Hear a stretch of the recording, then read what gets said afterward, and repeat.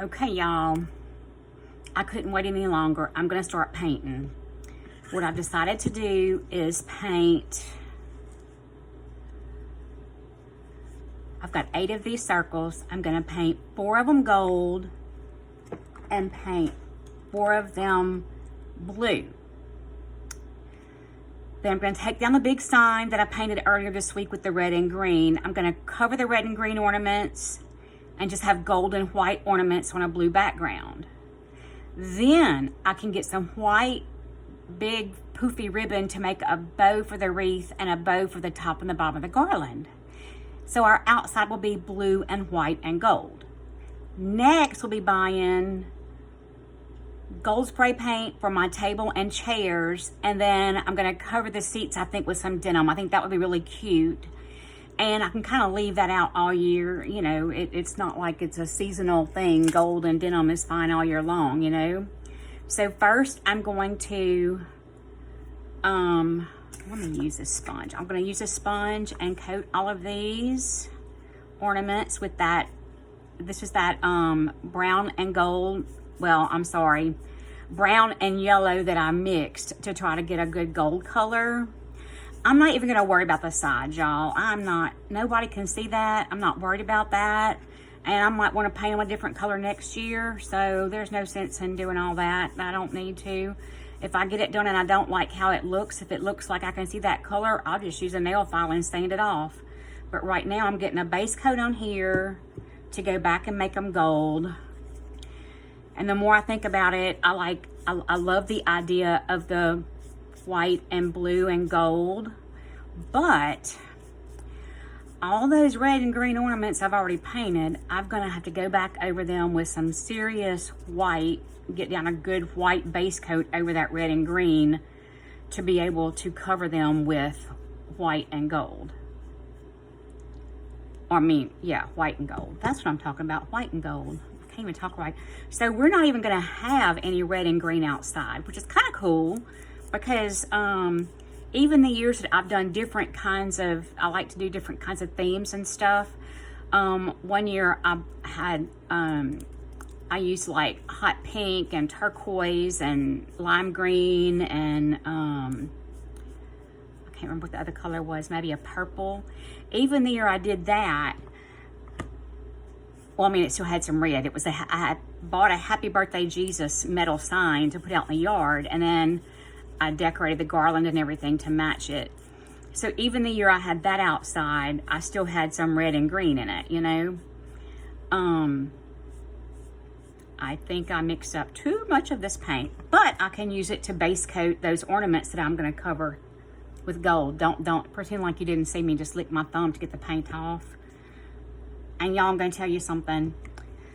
This is the best thing ever for cleaning paint. They're just thin tea towels from Walmart. It's like a pack of 10 of them or something. I use these to take off nail polish with. I use these to clean paint. I use these for everything. I mean, everything. And they're awesome for that, you know? So I guess I should go get the sign and get inside since I need to be base coating some of those ornaments gold. Let me see. I'm gonna go ahead and do the blue ones too. I will move these aside over here. I think 1 coat is plenty for that. Because that gold, I do 2 coats of the gold to get a real good coverage because I like it to be really sparkly. And y'all, I have been, not lying, but I've been telling y'all the wrong thing about this blue. For some reason, I thought it was Copenhagen blue. It's not. It's Cosmos blue. So it's a blue with like a drop of periwinkle in it. Not lavender. It's just a blue with a drop of periwinkle. And I think it's so pretty. And I've been having so much fun using it. Let's see. I might be able to get by with just 1 coat on these.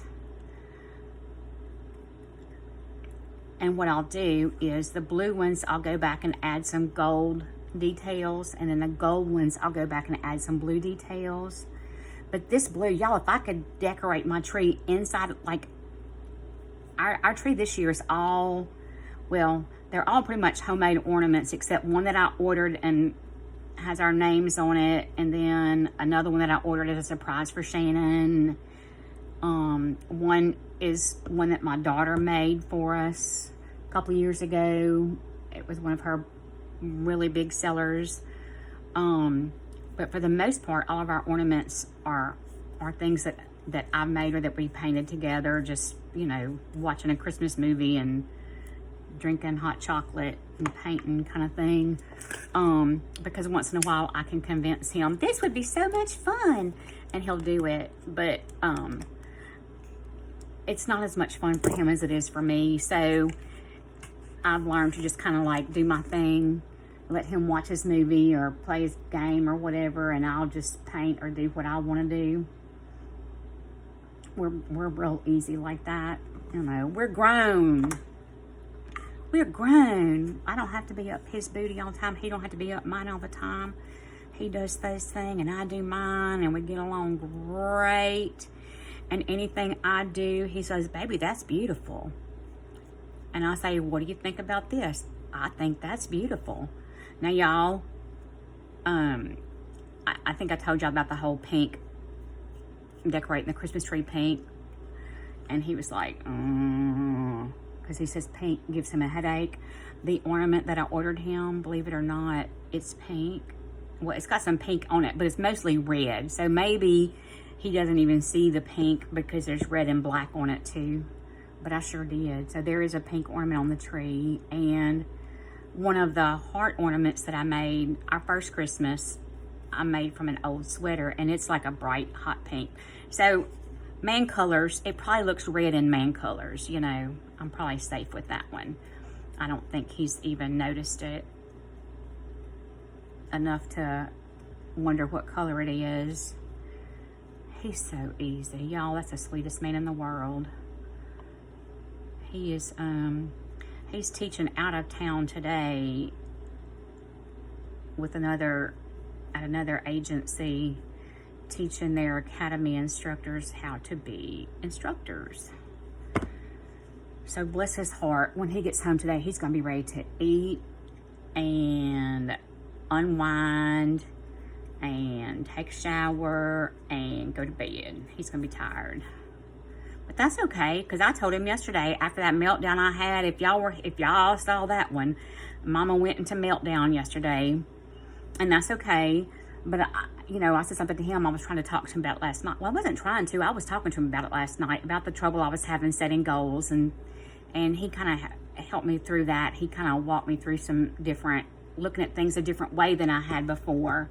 And y'all, it helped so much. But I told him, I'm like, I just hate this time of year. It makes me wish I could go to bed and just stay in bed for like 3 months. And he's so good. He's like, baby, if you need to go to bed for 3 months, guess what? Go to bed for 3 months. We'll survive. Y'all, I've never had anybody tell me it's okay to be me. That if that's what I need, it's okay to need that and do that. Don't deny what I need for myself, And I think that just gave me a renewed kind of energy. I got up this morning and it was raining. It's not raining right now. I'm so excited. Yay. It's not raining right now. I got up this morning and put a pot of coffee on to brew and used some coffee from yesterday to make me a big iced coffee. And I'm shaking inside right now for some reason. I don't know what that is. Ooh, I feel vibration in the inside. I sat down and did my scripture writing and my you know what, I'm gonna do the edges of these after all. I got this paint and I'm sitting here rattling. I could do this. I did my scripture writing and I did my little devotional time, and then I did my gratitude journal and short little prayer list today. And I felt so good that I didn't go out and walk, but I did do my standing indoor exercises, my squats and plies, and I do wall push-ups because I'm not strong enough to get down on the floor and do it. But Shannon taught me how at the academy they teach people who are not able to do push-ups right away, how you can use your body weight and do push-ups against the wall. And so that's what I've been doing. And y'all, it sounds crazy, but my arms are changing. Believe it or not, I can tell a difference in my arms. I'm getting little muscles. So I do my plies and wall push-ups and squats. I do 100 of those each. And then later, I'm going to get my little yoga mat out and I'm going to do some, I just call them dance exercises. It's things that I grew up doing at dance class every week. Leg lifts and reverse crunches and different things like that. And I haven't done any of that in a couple of weeks. So I think that the meltdown yesterday, I think sometimes it has to happen. Like you have to just like empty out all the emotion and start over or something. I don't know. I'm not sure. But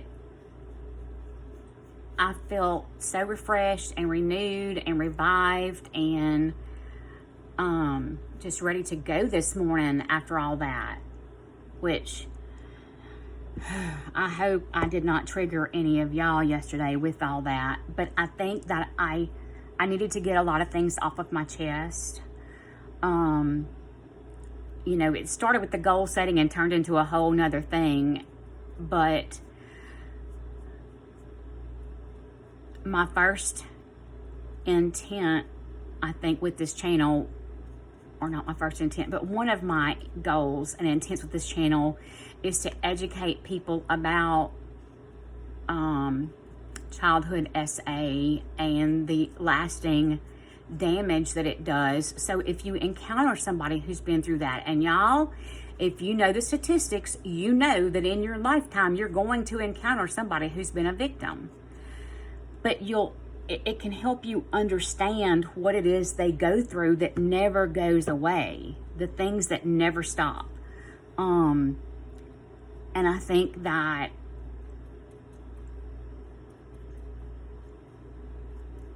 being able to understand that a little bit helps you be more equipped to support them, you know. I went to I was accepted into a retreat a couple of years ago that the makeup used to be called Unique. I don't know if they even do makeup anymore, but it's Unique is the company that sponsored it. And the couple, actually, they didn't start out to sell makeup or manufacture makeup. They started out knowing they wanted to do these retreats, but they needed a way to fund it because they wanted it to be free to the attendees. And I just saw the little form on Facebook about it and filled it out and got an email. And then they scheduled a telephone little interview with me, and I did the telephone interview. And y'all, before I got off the phone that day, or no, she must have come back the next day because I know that she had to go over, you know, what I had told her and everything. The next day, the lady called me back and she was ready to offer me a spot in the retreat a week later. Well, I couldn't accept that spot because I was like, oh my God, wait, I've got to get to Atlanta, Georgia. And I don't have the money to pay for that. I have to see if Shannon will pay for that. You know, I've got to ask him. I can't just say, yeah, sure, I'll be there. And, you know, all the details. You know what I'm saying? The details of it all. But and it took a lot of faith. And I told her that. Like, I got on that airplane in New Orleans by myself. I had never flown by myself before. I've only flown like 1, 2, 3, 4, 5, 6 times in my life, I think. Yeah, I've only flown like 6 times in my life. I'll take it back. I did fly by myself one time before. Several years ago, my youngest daughter and I went to South Carolina to meet her grandfather, and I flew back by myself, and she stayed there for an extra week to spend time with her father, her daddy's side of the family that we just met. So I did fly back myself. She did not fly back by herself. Her precious, precious, precious brand new pawpaw flew back with her to the Baton Rouge airport, and then he got on a return flight and turned around and flew back to South Carolina. But he didn't want her flying by herself. I thought that was the sweetest thing in the world. I trusted that she would be fine. He was worried about her, and y'all, that was the sweetest thing in the world. That man, I might not be married to his son anymore, but he's still my father-in-law. I got two good ones. One is his biological father, one is his stepfather, and they were both just amazing men.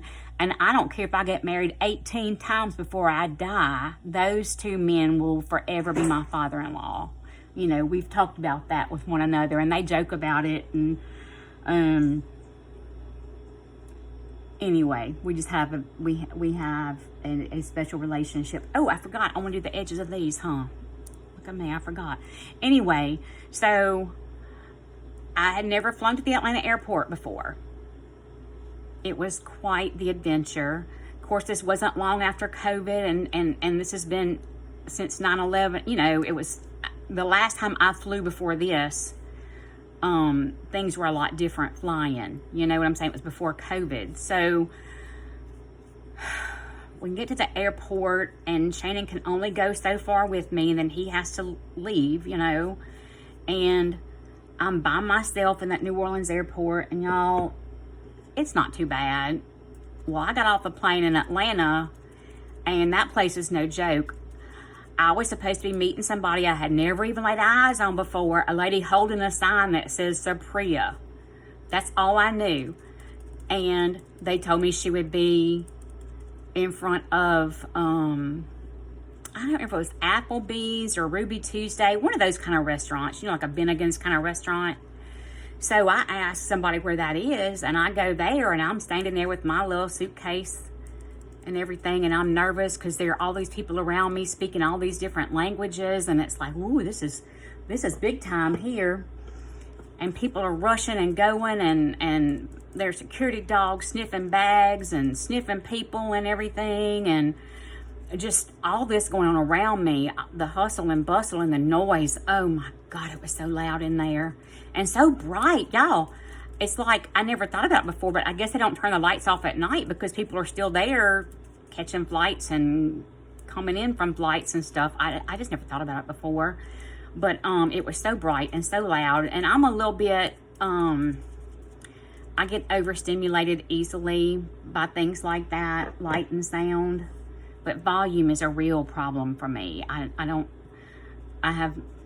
know. I don't think I have sensitive ears. I think that it does something inside of my brain when things are too loud. But anyway, so I would get a call on my phone, and the lady would say, Susan, where are you? Well, I'm standing here waiting where I'm supposed to be, and I don't see anybody. She said, you don't see, I can't remember the lady's name, you don't see her with her sign? I was like, no. Well, do you see the other ladies? No, I'm standing here right by myself looking for her, and I don't see anybody with a sign like that. I don't see any other people that look like they're waiting for somebody with a sign like that. I'm not sure what I'm supposed to do. Y'all, that airport was like 3 stories high, and there was that restaurant was on 2 different floors. I didn't know that. So then I had to go down this escalator and walk. Thank God I had everything. I carried a backpack and a carry-on bag on my shoulder, so I wouldn't have to check luggage. Thank God that's all I had. I didn't have anything rolling. I didn't have to go to baggage claim or anything like that. But I had to get on this underground train. I didn't know it existed before. I didn't know. They have one in the air too. If I would have known that, I would have, I would have got on that airplane train. Not airplane train, that air train, sky train. I think they call it a sky train. I don't get out much, y'all, if you can't tell.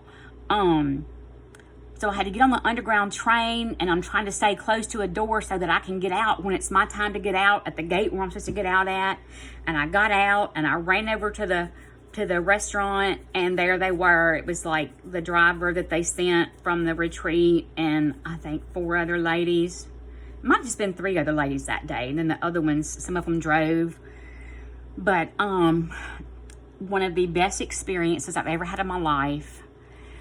The idea that I could sit in a room with a group of people who all understood what I was saying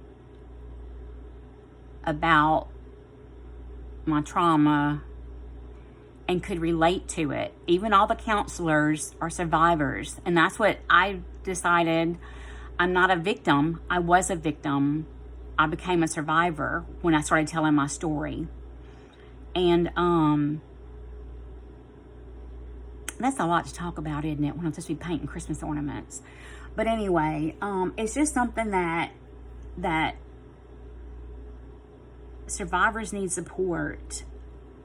And if you've never been through it, just like if you've been through something that somebody else has not, they cannot truly relate to what you go through, to what it does to you, the long-lasting effects and everything. So how did we even get on this subject? I don't even know how I got here. I was going to paint the backs of these, but I'm not, because I think I can put them on the wreath and wire them on the wreath and the thing where they stay. I like the way the blue looks. It looks really good. I'll do some gold stripes or gold polka dots or something like that, a gold diamond pattern or something on them. And then I'll do some blue on the gold ones after I put the metallic gold on. I've got to do that. I've got to go outside and get the sign and bring it in and repaint over those ornaments. And I probably won't do that on video just because the sign is too big to go up here on my desk, and my light is attached, the tripod is attached to my desk, and it doesn't really swivel. It kind of goes up and down but it doesn't go around. And I don't know if I can turn it enough to get the light down on the floor for me to paint the floor. So I'm probably not going to do that on camera, but I'll show y'all the finished product. And I'm thinking 1, 2, 3, 4. I don't have enough of these. I was going to say, maybe I could put all of our kids' and grandkids' names on ornaments and hang out there. Well, I don't have enough of those. We've got 4, 5, 6, 7, 8, 9, 10, 11, 12, 13, 14. Is that right? 3, 4, 5, 6, 7, 8, 9, 10, 11, 12, 13, 14. 14 we would have to have, not including us. I got 8. That's not enough. That's not enough. So we're not going to do that this year. I'm going to keep working on these. I think the blue and gold, because even this without the metallic, these colors look good together. I could do maybe a little bit of white and gold on them. No white. I think I'll just use white ribbon to do a big bow and tuck in the wreath and then tuck in the garland some. And I think that'll be really pretty. I was going to look for gold ribbon, but it's so hard. Y'all, don't listen to me. My painting sewing self knows how many different kinds of gold there are. And I'm afraid I wouldn't be able to match it exactly, and I will be disappointed in what I bought. So I'm going to just get white, because I think white will be really pretty with the blue and the gold. Anyway, I guess tell me what you think. I'll be back later to show y'all how things are shaping up after I get the sign done and get the metallic gold on the ornaments. I think this is going to be really pretty, though. I like even just this color without the metallic. That's a pretty color. It's a pretty suede-y looking color. And maybe it's because it looks like that, well, not quite like the color of the year for 2025, the Mocha Mousse. It's not quite as mocha as that. But It's a pretty suede looking color. I like it. And then I get that metallic over the top, and it's gonna pop, and it's gonna be pretty, and I cannot wait to show y'all the finished product. Hopefully tomorrow. It might be the next day. It just depends on what time everybody gets home from work and when I can get the white ribbon. Anyway, I'm gonna go for now, and I think my next video might be a planner video or just a junk journal video. I don't know what it's gonna be, but you know it'll be here, and it'll probably be funny because for some reason people think things I say and do are funny. I don't know. One day I decided though, I was commenting on somebody else's video, somebody in the Phenomenal team group, and mentioned something that I learned while I was working in prison, and they were like, prison, what? One day I'm gonna do a live about working in a men's prison. Not just working in a men's prison. I wasn't like a secretary. I was an officer. I was a guard in a men's prison for convicted felons in Louisiana. If you know anything about statistics, you know we got a lot of convicted felons in Louisiana. I'm not going to get into that. I believe our judicial system needs a whole revamp. Not all of those men who were locked up there belonged there. I can say that without a doubt because I saw their jackets. I knew their records. I knew their charges. I knew their sentences, and learned a lot about situations, and all of those men did not belong locked up in that prison. So don't think I'm going to be one that's like, oh, they all need to be locked up, blah, blah, blah. It's not like that. But I'm also not, I don't lean in the other direction that, oh, it's a free country. People should be able to just do what they want to do, because you can't do that. You've got to have laws. You've got to have guidelines, you know, for the safety and security of everyone. You know, not just yourself, but yourself, your family, your neighbors, and your community. So one day I'm going to do a live about that. Y'all think about the questions you want to ask me, because I'm going to make sure I'm set up to do a real good question and answer kind of session. I'm going to have to write down some notes though, because I can't slip up and use anybody's real name. That would not be fair to them. The only one whose real name I will use, well, it's not his real name anyway, but if I call him Boosie, you know who I'm talking about. I will talk about Boosie a little bit because he was there, but he don't care. He talks about it too, so I can talk about Boosie. Anyway, I'm going to let y'all go. It's after lunchtime. Go get you another cup of coffee to get through the rest of the day. Get you a big glass of water or something. I think I'm going to fix me a Dr. Pepper with a little bit of cream in it to make it like a treat. And wait for the paint to dry. That's all I can do. Just sit and wait.